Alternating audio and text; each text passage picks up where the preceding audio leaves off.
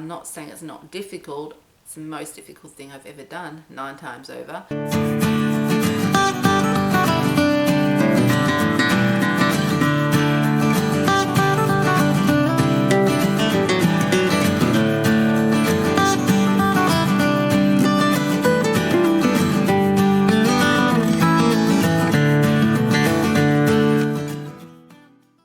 Hi guys, welcome to my latest pregnancy update. I am currently 26 weeks pregnant, which fell 2 days ago, so 26 plus 2, and feeling pretty good. I don't know that I have that much to report, but I thought I'd check in with you. I know some people hold out for these sorts of videos, so let me try and come up with some stuff. I eventually got around to having some blood tests, and they were all good as usual. My iron levels are good. My vitamin D is a bit low, but I continue to take vitamin D and hope for the best.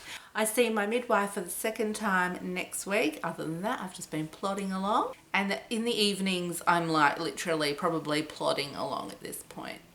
There is,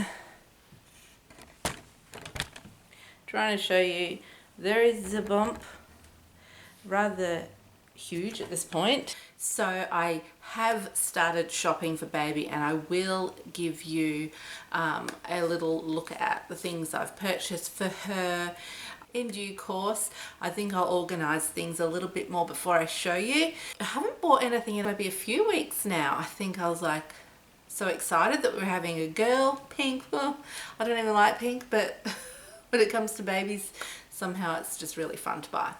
So I calmed down with that, and now there's just a few things that I need to get that she needs in a practical sense before she is born. I had a baby carrier and a baby wrap, and they were both stolen when our car was stolen a number of months ago. So I still need to replace at least one of those. And then there's just a few bits and pieces, like when I get some muslins, and I've been looking at different prints, and I'm like, yeah, so I'm just waiting to find some things that I like, but she'll be born in the middle of summer. As far as how I'm feeling goes, I feel pretty normal. I am a busy person, so by the end of the day, sometimes my pelvic ligaments are hurting. I won't lie, but that's been the case with every single one of my pregnancies. I haven't had any back pain though. I'm planning a home birth again. I've had 7 home births, so this will be my 8th home birth, and I'll most likely have a water birth again because I've never not had a water birth apart from my cesarean, which was for my first baby. Then I've had only water births, and I cannot imagine birthing out of water.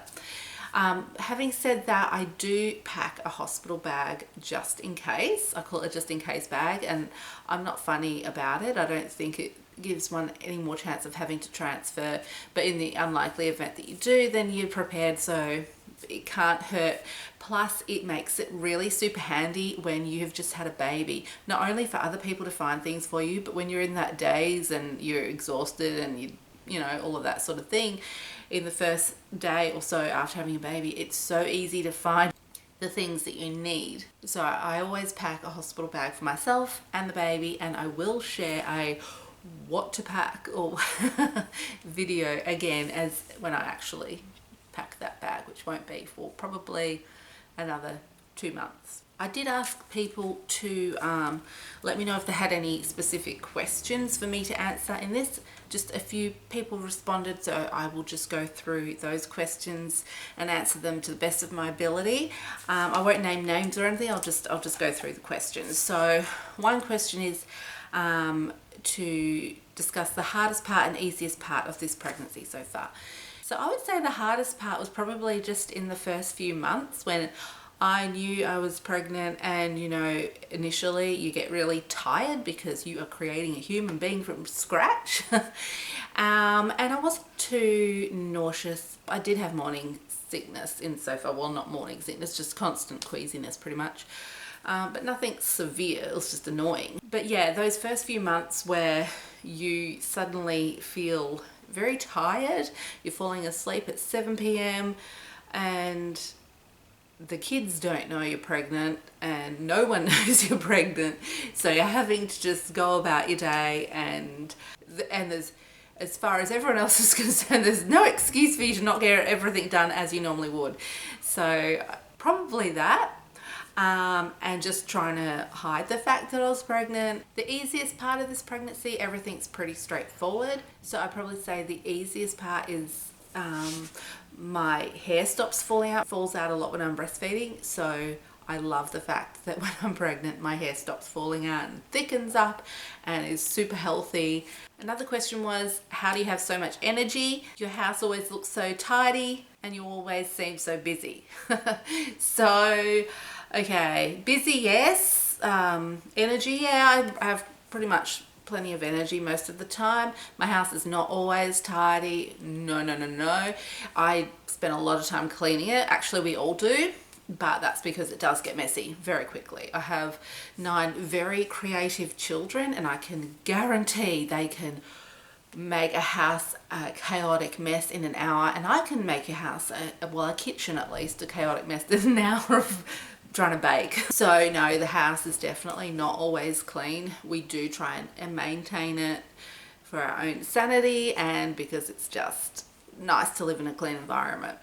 I think I'm a fairly high energy person, and I think that comes naturally. I have been since I was a child. I'm not a night owl. Like, I will fall asleep, I will pass out watching TV very, very easily.